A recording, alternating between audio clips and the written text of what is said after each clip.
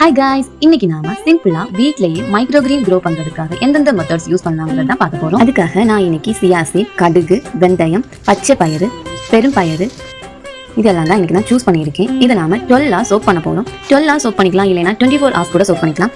நல்ல சோக் ஆயிடுச்சு அப்படின்னா குட் ரிசல்ட் கிடைக்கும். ஸோ 24 hours கூட நீங்க சோக் பண்ணிக்கலாம். 12 hours கழிச்சு நம்ம இப்போ க்ரோ பண்ணுறதுக்கு என்னென்ன மெத்தட்ஸ்லாம் யூஸ் பண்ண போகிறோங்கிறத பார்க்குறோம்.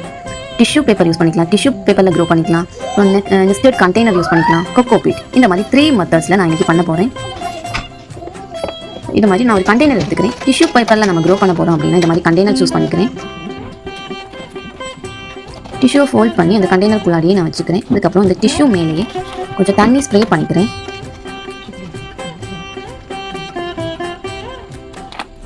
ஸ்ப்ரே பண்ணதுக்கப்புறமா நான் சோக் பண்ணி வச்சுருக்கேன் வெந்தயம் தான் ஃபஸ்ட்டு யூஸ் பண்ணுறேன்.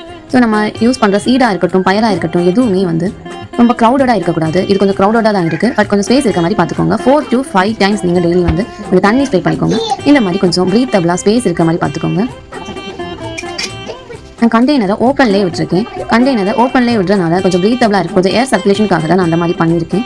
பட் நீங்கள் அந்த மாதிரி பண்ணலைனாலும் இந்த மேலே லிட் மேலேயே ஹோல் போட்டு கூட நம்ம வந்து பண்ணிக்கலாம். ஸோ நம்ம ஓப்பனில் வைக்கணுங்கிற தேவையில்லை, நம்ம பாக்ஸை க்ளோஸ் பண்ணி வச்சுக்கலாம்.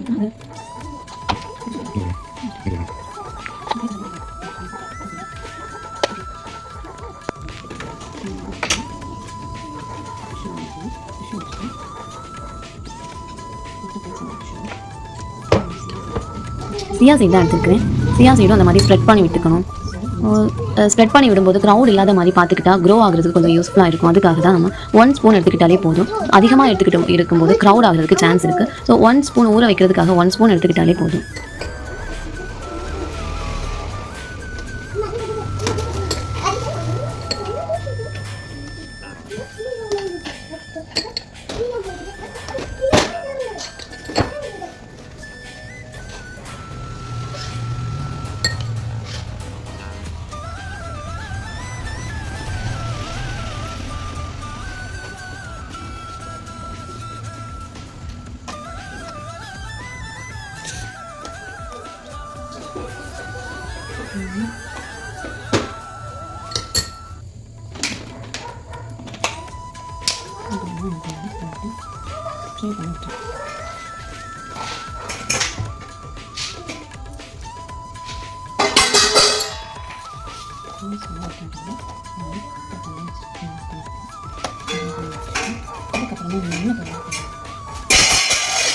நெக்ஸ்ட் மெத்தட் தான் பார்க்க போகிறோம். அதுக்காக ஒரு பாத்திரம் எடுத்துக்கிறேன்.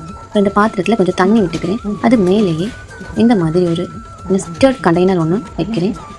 அது மேலேயே நம்ம வந்து இந்த பச்சை பயிரை ஸ்ப்ரெட் பண்ணிக்கிறோம்.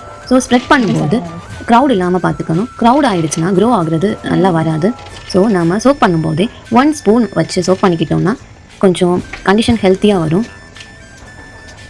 ஸோ நம்ம இதுக்கப்புறம் என்ன பண்ணணும்னா ஒரு 4 to 5 hours ஒன்ஸ் தண்ணி யூஸ் பண்ணி கொஞ்சம் ஸ்ப்ரே பண்ணி விட்டுக்கணும். ஸோ இப்படி பண்ணுறனால இந்த சீட்ஸாக இருக்கட்டும், இந்த பயிராக இருக்கட்டும் ட்ரை ஆகாது. ஸோ மைக்ரோ கிரீன் ஹெல்த்தியாக வளர்கிறதுக்காக நம்ம தண்ணி ஸ்ப்ரே பண்ணிக்கிட்டாலே போதும். ஒரு மூடி யூஸ் பண்ணி நான் க்ளோஸ் பண்ணி வச்சுக்கிறேன். இது நெட்டட் ஆனனால ஸோ ப்ரீத்தபிளாக இருக்குது, ஏர் சர்க்குலேஷனும் கரெக்டாக கிடைக்கும். அப்புறமா இது நெக்ஸ்ட் மெத்தட், இது கொக்கோ பீட் யூஸ் பண்ணி தான் பண்ணுறோம். இந்த கொக்கோ பீட் இந்த கண்டெய்னர் குள்ளாடி வச்சுக்கிட்டு நம்ம இந்த பெரும்பயிரை ஸ்ப்ரெட் பண்ணி விட்டுக்கிறோம். நெக்ஸ்ட் டே எப்படி இருக்குன்னு தான் பார்க்க போகிறோம். நெக்ஸ்ட் டே பார்க்கும்போது கண்டிப்பாக குட்டியாக முளை வந்திருக்கும். இந்த கடுகு கொஞ்சமாக முளைச்சிருந்து, சியா சீடும் அதே மாதிரி தான் லைட்டாக தான் முளைச்சிருந்துச்சு. பட் வெந்தயம் நல்ல ரிசல்ட் இருந்துச்சுங்க. வெந்தயம் நல்லாவே முளைச்சிருந்துச்சு. ஸோ நான் இதை அந்த கண்டெய்னரை தான் க்ளோஸ் பண்ணி தான் வச்சுக்கிட்டேன். இந்த கண்டெய்னரை க்ளோஸ் பண்ணிக்கிட்டு மேலே கொஞ்சம் ஹோல் போட்டிருந்தேன். ஸோ அது கொஞ்சம் ப்ரீத்தபிளாக இருந்துச்சு. அப்புறமா இது மேலேயே கொஞ்சம் ஸ்ப்ரே பண்ணி தண்ணி வச்சு கொஞ்சம் ஸ்ப்ரே பண்ணி விட்டேன்.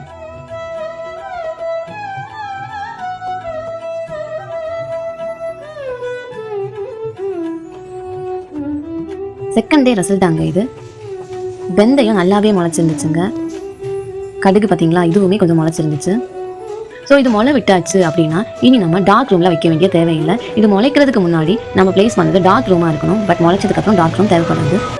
5th டே ரிசல்ட் தாங்க இது. ரொம்பவே முளை விட்டுருக்கு. ஸோ 5th டேயில் வந்து நல்ல முளை வந்திருக்கு. ஸோ திரும்பவும் நம்ம தண்ணி ஸ்ப்ரே பண்ணிக்கிறோம். தண்ணி ஸ்ப்ரே பண்ணி க்ளோஸ் பண்ணி வச்சுக்கிறோம். இந்த மாதிரி 7 days நம்ம இந்த மாதிரி விட்டுட்டாலே போதும்.